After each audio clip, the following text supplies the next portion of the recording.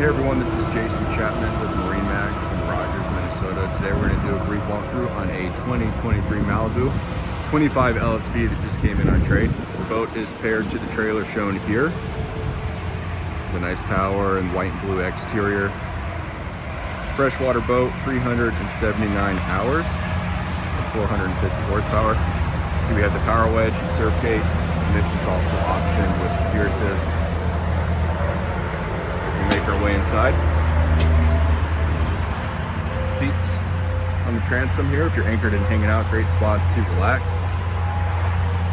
A lot of room in a 25-foot boat. U-shaped seating here.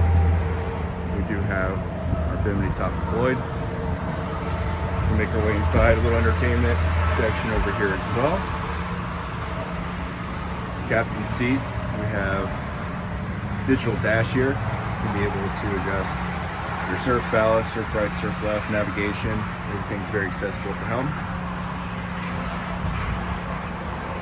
Cup holders, speakers all around.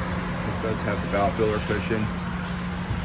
This is a 2023 Malibu 25 LSV located here at Rogers. If you have any questions about this boat or anything else we have in stock, please come on by or give us a call.